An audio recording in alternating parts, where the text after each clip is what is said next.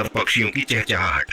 रोहन और पप्पू पूरे दिन खेलते रहते, कभी खेतों में दौड़ना, कभी तालाब किनारे मछलियां देखना और कभी पतंग उड़ाना। लेकिन गांव के पास एक घना जंगल था। वो जंगल रहस्यों से भरा हुआ था।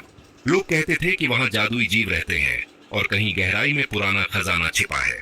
हर रात जब सोने का समय आता तो दादाजी कहानियां सुनाते। रोहन को हमेशा वही कहानी सबसे रोमांचक लगती जिसमें जंगल और खजाने का जिक्र होता। वो मन ही मन सोचता, काश मैं भी उस जंगल में जाकर सच्चाई देख पाता।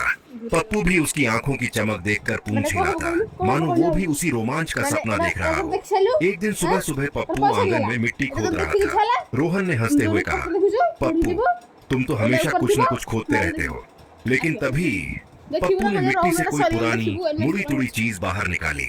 रोहन ने पास जाकर देखा, अरे वो तो एक पुराना नक्शा था। नक्शे पर गांव से लेकर जंगल के अंदर तक का रास्ता बना था। बीच में एक बड़ा सा एक्स का निशान था। रोहन की आंखें चमक उठी। दादाजी ये तो खजाने का नक्शा है। दादाजी ने नक्शा ध्यान से देखा और मुस्कुराए, लेकिन दादी जी घबरा गईं। उन्होंने कहा, नहीं रोहन, उस जंगल में जाना ठीक नहीं, वहाँ खतरा है। रोहन चुप रहा, पर उसके दिल में रोमांच की आग जल चुकी थी। उसने मन ही मन ठान लिया, मुझे ये रहस्य जरूर सुलझाना है, खजाने का सच सामने लाना है। पप्पू उछलकर भौंका, भौं भौं, जैसे वो भी तैयार हो। अगले ही दिन जब सूरज गांव पर हल्की रोशनी बिखेर रहा था, रोहन ने अपने छोटे से थैले में कुछ खाना पानी रखा। पप्पू पहले ही उत्साह से इधर उधर दौड़ रहा था। दादाजी ने भी साथ चलने का फैसला किया, क्योंकि वो चाहते थे कि रोहन को अगर कोई मुश्किल आए तो वो मदद कर सके। तीनों चुपके से गांव से बाहर निकले और जंगल की ओर बढ़ने लगे। जंगल का रास्ता बहुत घना था। पेड़ों की टहनियां एक दूसरे से उलझी हुई थीं। हवा कभी सीटी की तरह बजती तो कभी ऐसा लगता जैसे कोई फुसफुसा रहा हो। दूर से ढोल जैसी आवाज सुनाई देती और अचानक झाड़ियों में से चिड़ियों का झुंड उड़ जाता। रोहन का दिल जोरों से धड़क रहा था। डर भी था, लेकिन रोमांच उससे कहीं ज्यादा। पप्पू बार बार भौंकता और रास्ता दिखाता। दादाजी धीरे धीरे मुस्कुराते हुए बोले, देखा रोहन, जंगल में कदम रखते ही ये अपनी कहानियां सुनाने लगता है। जंगल में थोड़ा और आगे बढ़ने के बाद रोहन ने एक हरे रंग का तोता देखा जो एक ऊंचे पेड़ की डाल पर बैठा था। लेकिन जैसे ही वो पास पहुंचा, तोता बोला, रुको, अगर खजाना चाहिए तो पहले मेरी 3 पहेलियों का सही जवाब देना होगा। रोहन और पप्पू चौंक गए। पप्पू जोर से भौंका, मानो पूछ रहा हो, अरे ये तो बोल रहा है। दादाजी हंस पड़े और बोले, ठीक है तोते भैया, हम कोशिश करेंगे। तोते ने अपनी पहली पहेली दी, वो कौन सी चीज है जो बिना पंख के उड़ती है और बिना पैरों के दौड़ती है। रोहन ने थोड़ी देर सोचा, फिर उसकी आंखों में चमक आई और वो बोला, मुझे पता है, ये है हवा।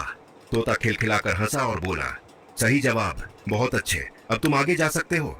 रोहन और दादाजी मुस्कुराए। पप्पू ने पूंछ हिलाई, मानो वो भी खुश होकर कह रहा हो, भौं भौं, हमने पहला इम्तिहान पास कर लिया। जंगल का सफर आगे बढ़ता गया। अचानक उन्हें सामने एक चमकती हुई नीली नदी दिखाई दी। नदी का पानी ऐसे चमक रहा था जैसे उसमें हजारों सितारे गिर पड़े हों। नदी के बीच एक लकड़ी का पुल था, लेकिन उस पर जादुई रोशनी चमक रही थी।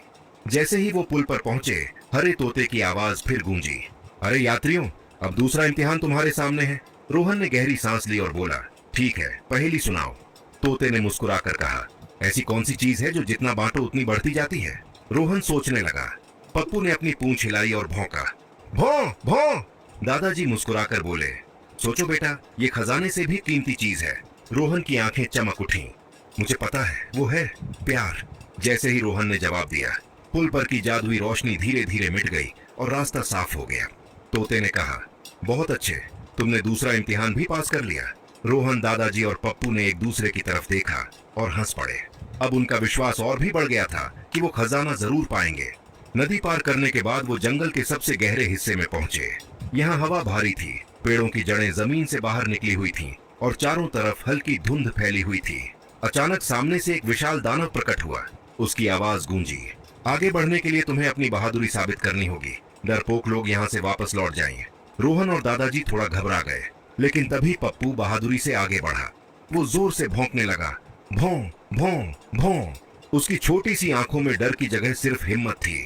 दानव पहले तो हंसा, फिर उसने पप्पू की ओर देखकर कहा, वाह छोटे, तुम्हारा दिल सचमुच बहादुर है। उसने धीरे से रास्ता छोड़ दिया और बोला, जाओ, तुम आगे जा सकते हो। रोहन ने पप्पू को गले से लगा लिया, तुम्हारी वजह से ही हम यहाँ तक पहुँच पाए हैं।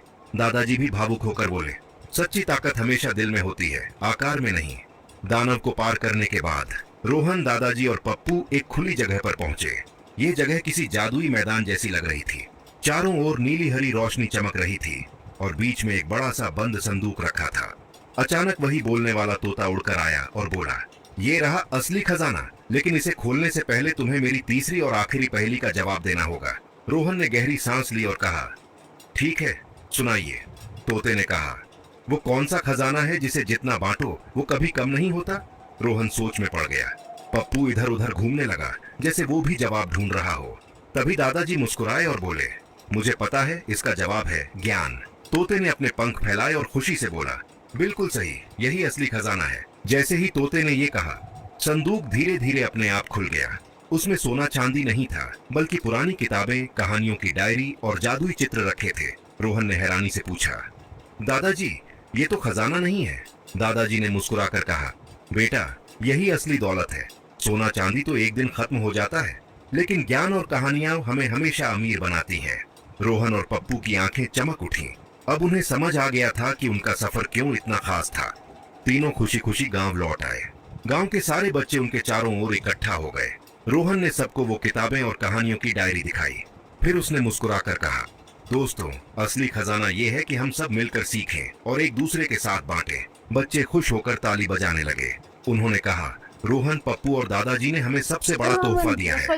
दादी जी ने प्यार से सबको देखा और बोली, देखा, सोना चांदी नहीं, असल दौलत हमेशा ज्ञान और प्यार में ही होती है। रोहन ने पप्पू को गले लगाया और मन ही मन सोचा, आज हमने सचमुच सबसे बड़ा खजाना पा लिया है। आसमान में सूरज ढल रहा था और गांव के चारों ओर हंसी और खुशी की गूंज थी।